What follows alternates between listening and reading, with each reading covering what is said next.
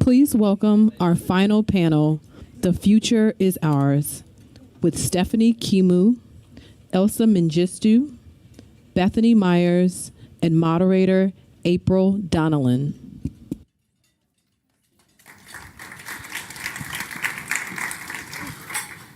Good afternoon, everybody. I am so excited to be here for our panel today. We've had a great morning, lots of insights, lots of exciting things that we're learning, but now the future is ours. So I am thrilled to be here with a top panel. We have Elsa Mengistu from Zero Hour. We have Bethany Meyers from the be.come project, and we have Stephanie Kimou from PopWorks Africa. So we have a lot of topics that we can cover, broad range of issues. We're focused on youth and the youth movement, and I would like to start, Elsa, with you. Through your work with This Is Zero Hour, and you can tell us a little bit about what This Is Zero Hour is, climate-focused group. You've been instrumental in getting other young people, especially teenagers, involved in climate activism. Why is it important for teenagers to be involved, and what successes have you seen so far in your work? Yeah. So Zero Hour is a youth-led organization comprised of high schoolers and now some college students, focusing on making sure that diverse youth are centered in the climate discussion. And so our original idea was to host a global march on climate in 22 cities across the country and across the world. And then that transitioned into an organization where we do education on how climate crisis is literally connected to every aspect of our life, and why youth and teenagers need to be involved in that discussion and in that movement. And so as an organization, obviously, we believe that teenagers need to be on the forefront of these discussions. One, because we hear a lot, youth are the future, but no, youth are the present. We are here right now.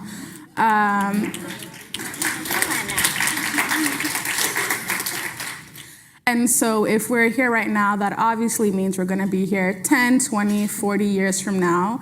And if our climate is catastrophic, we are the ones that are going to be living in that moment for years to come. It's going to be our children. It's the air that we breathe. It's the water that we drink. It's the land that we walk on. And so that is why teenagers need to be included in this, not only included, but also leading this space in this movement. And as an organization, Zero Hour, we didn't create the youth space, but we expanded it. With our march, we had our march 2 years ago in 2017, Washington, D.C. It was pouring rain. There were weather warnings, flooding. It was really bad, and we thought we didn't make much of an impact. And then Greta Thunberg started to strike 2 months later in Sweden, and she was inspired by us. And then students started striking all across the world. And then the youth climate space started to grow. And so that's kind of how the youth space grew. And I forgot the rest of the question. I'm going to continue, though. But that's kind of how the youth space grew, and how we want to see it continue to grow is just keep expanding it. And our focus is to include a diverse array of voices in this discussion. And so that means literally every single voice that exists, because climate change is linked to every single issue that exists.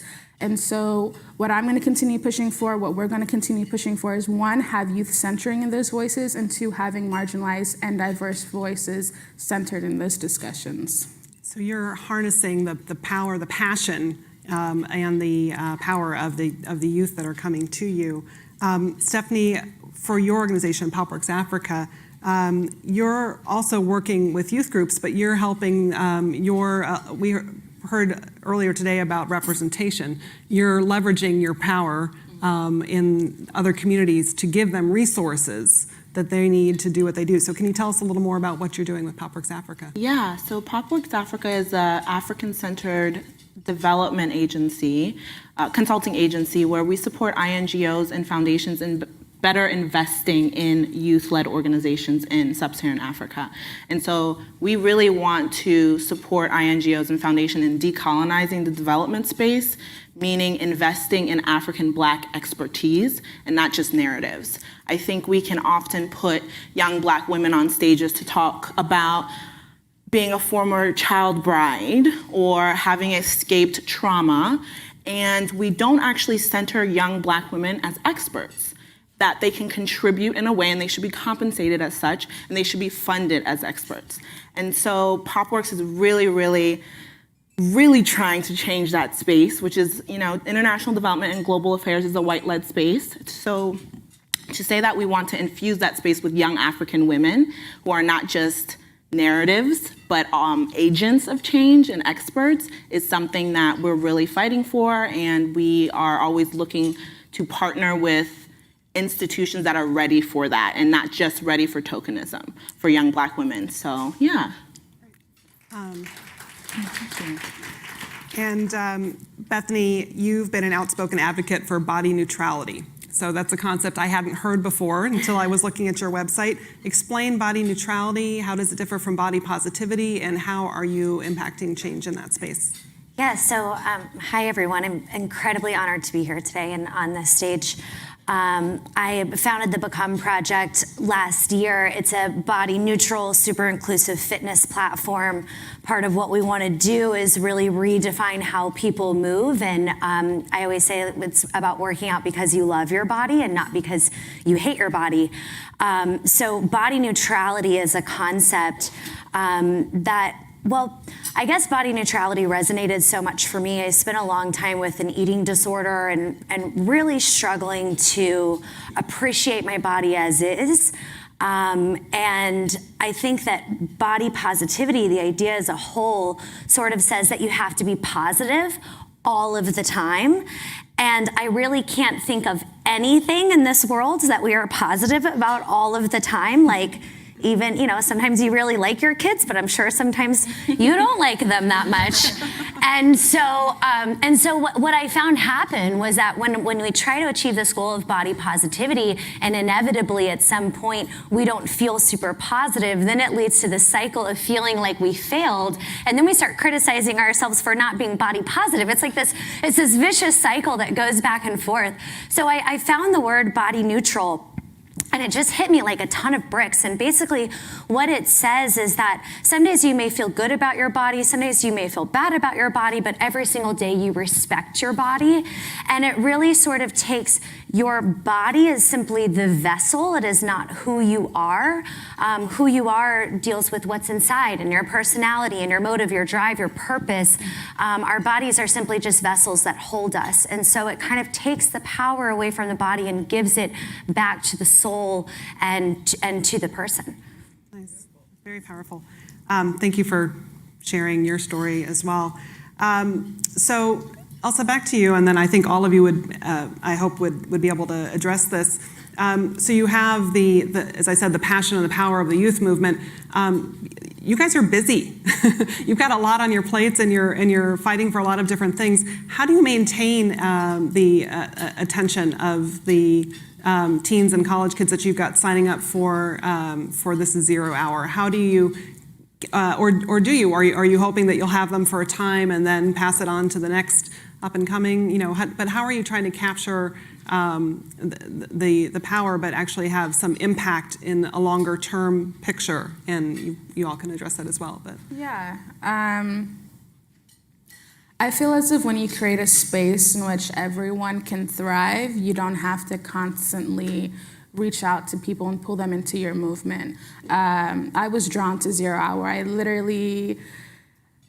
went on their Facebook and I bugged them every day to finally let me join the team, and that's what everyone else does.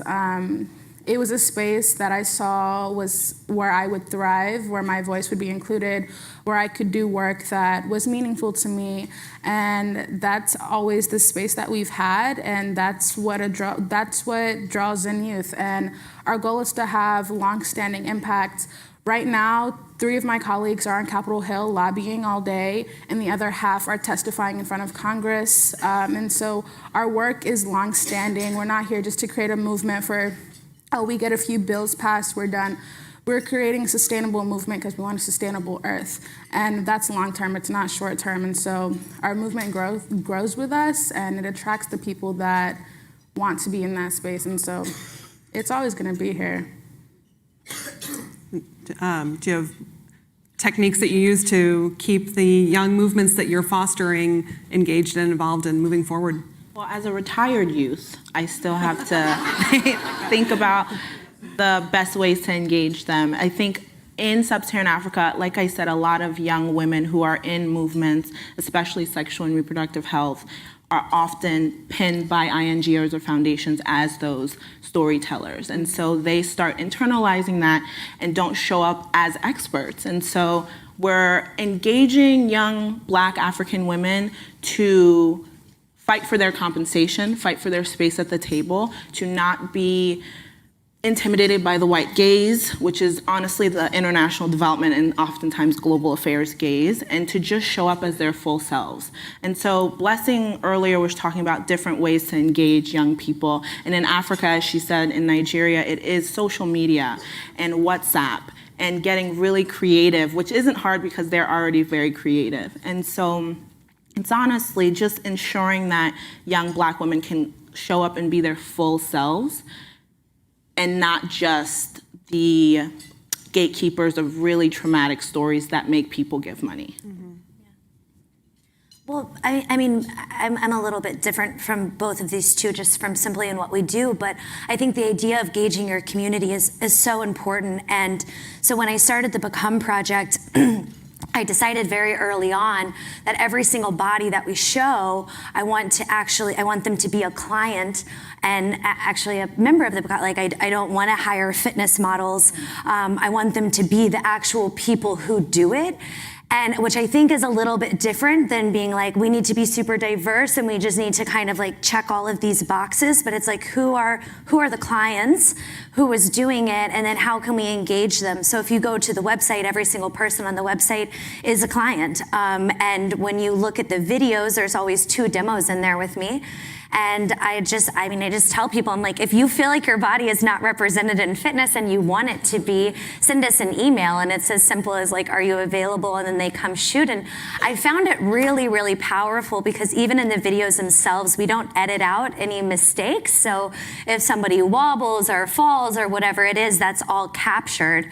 And what started to happen is other clients are like, thank you so much for keeping that authenticity in there, because when that person stumbled, I also stumbled, and it made me feel like I was less alone. And I really feel like the more that we can show authenticity and honesty and trueness, like then that's when people start to feel more empowered. And then I think that that's really where we start to see this surge of being confident in who we are.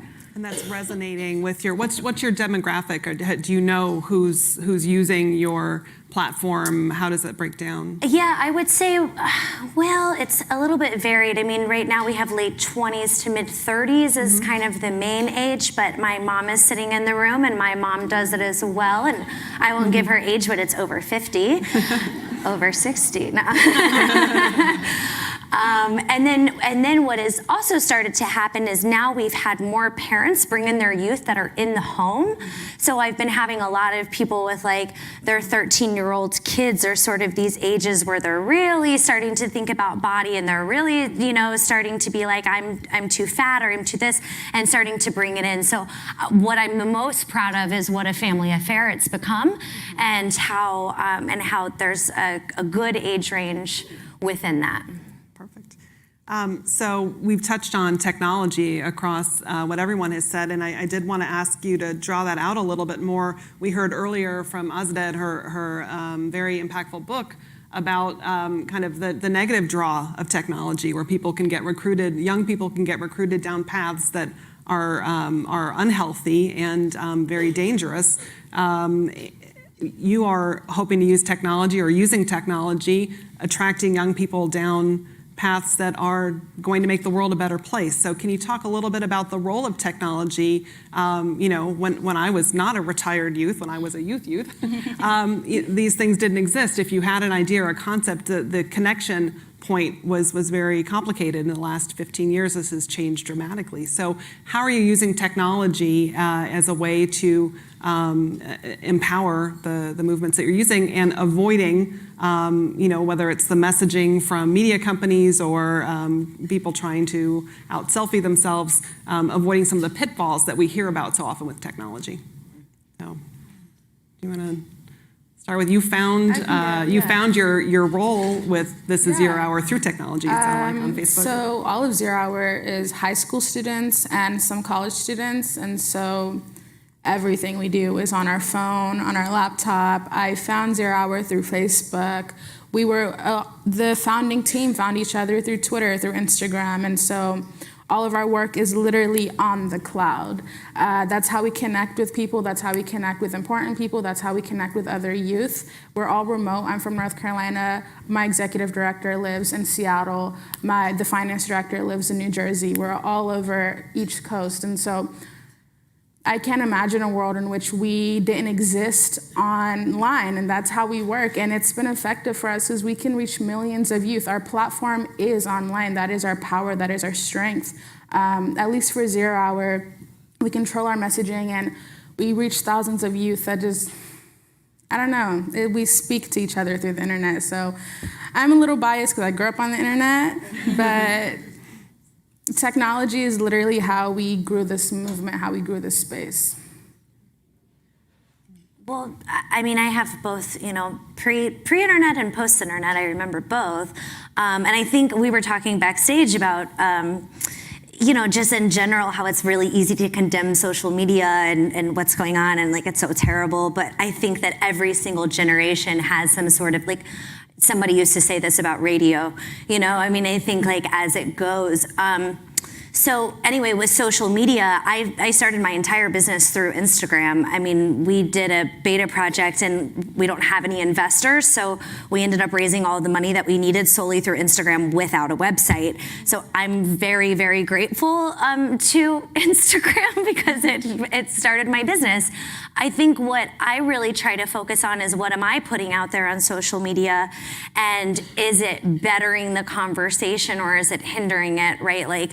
It's a strong commitment to me not to edit any photos and to keep them as is, to make sure that the captions are really real, to not promote any products that I don't actually use or believe in just for the money of it. So I think that social media can be a wonderful tool, and there's a lot of ways that it's not used great. But through technology, we can really bring people together, and we can find groups, and we can, I think that there's a lot of things that can be done. My company is fully through tech, and as much as I love and hate tech, I'm so grateful to be able to have a platform because we can reach so many more people with this message than we could do if I was just teaching classes in a brick and mortar. So my angle is a little different. I work with a lot of foundations who will call us and say, hey, we really want to invest in really innovative things in sub-Saharan Africa, and let's just go crazy with it.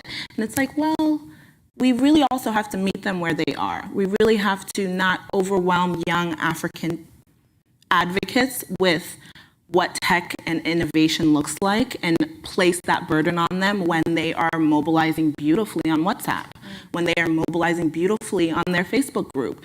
But a lot of times we put that pressure as the global affairs community of, that's not innovative enough for you to get this money, more tech, more innovation. And so I love that we're incorporating technology and how it supports sub-Saharan African young advocates, but it's also sometimes can become a burden in how they raise their money and how they feel about themselves and how they navigate through fundraising. And so I think tech is important. Social media is really important. And in sub-Saharan Africa, like Blessing was saying, where there's different ways to reach young African people, it's also give them the space to maybe not be so high tech, maybe to be super high tech, to be whoever they want, and to not place our visions of innovation and technology on them, if that makes sense. Okay, so we're going to turn it over to you all now. Do we have questions from the audience for our panel? Yes, right here, Stefan. Hi. I think there's a microphone coming. That's right.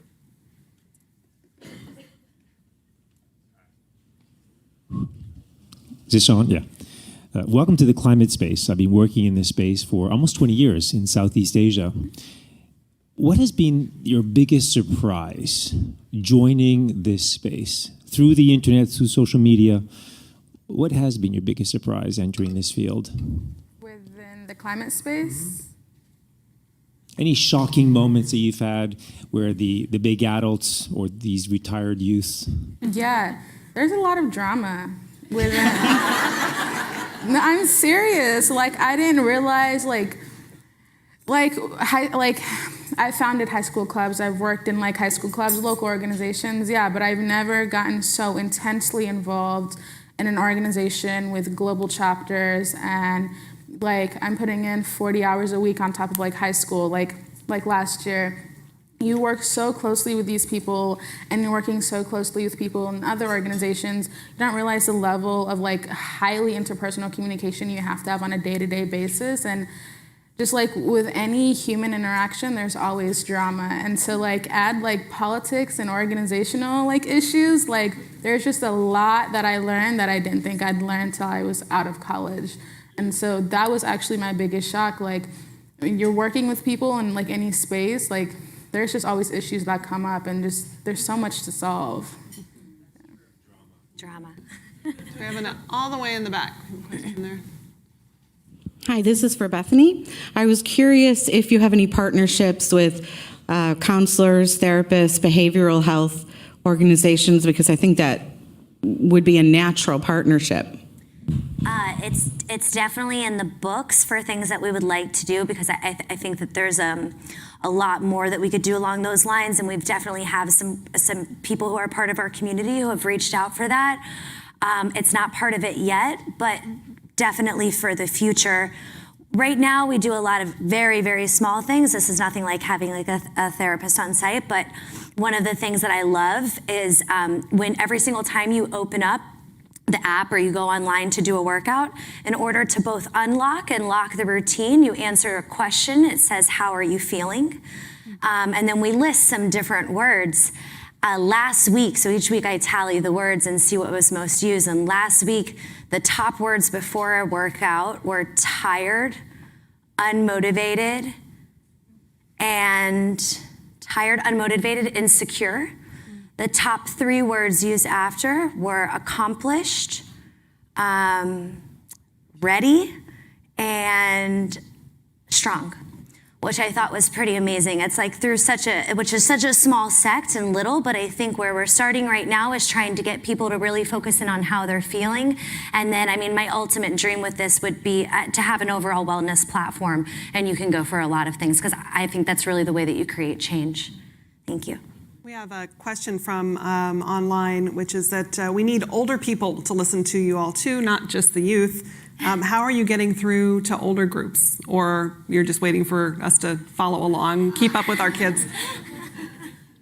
And you're working with, you're kind of adjacent. a bridge between, and you're on Capitol Hill testifying to power makers, but is that enough? Are there other things that we should be doing as the older people to try to get more engaged with the movements that you're leading? I think it's really seeing what the needs are before we deploy resources. I think as older people and other retired youth, we can say, oh, they need capacity building. Young people need funding specifically for social media. They need training specifically for communications. And so because a lot of the time global affairs is a business, we want to provide services that nobody has actually told us is needed. And so I think as adults working in youth spaces, it's really just to take a step back and wait for us to be called upon for a resource. I think there's a big need for support in understanding data, policy communications, so many things that youth movements have said they wanted, and for older adult-led organizations to show up to give those things specifically, and not to tell them what they need and just blanket them with resources that we think are the most important on their behalf. Yeah, I heard a statistic the other day that when middle schoolers tell their parents or grandparents about climate issues, they believe it more than they do if they hear it on the news or from some other source. So you're a good vessel. How are you finding connecting with those of us that are up in the... It can be hard sometimes because we're youth. We don't know what we're talking about, right? Wrong. We are the experts of our own narratives. And what we need from adults isn't just support, we need allyship. We have several mentors on our team, and those mentors aren't there just to guide us and figure out what we're doing. They put their reputation on the line to get us into rooms where we would not have access to. They use their connections to get us funding that we wouldn't have without them. They speak within their own circles and kind of give us that validation that we wouldn't have without them. And so there's that statistic where it says middle schoolers are the most impactful, when middle schoolers and children talk to their parents about climate change, they are the most impactful medium of communication just to address that issue. That is true, but that doesn't go anywhere unless adults are actively supporting the work that we're doing and giving validation to what we're doing. So other adults who actually have the power to shift things are listening. Well, thank you very much. We are out of time. Thank you very much for your contributions to this panel. Really appreciate being here with you all, and can confirm the future is ours.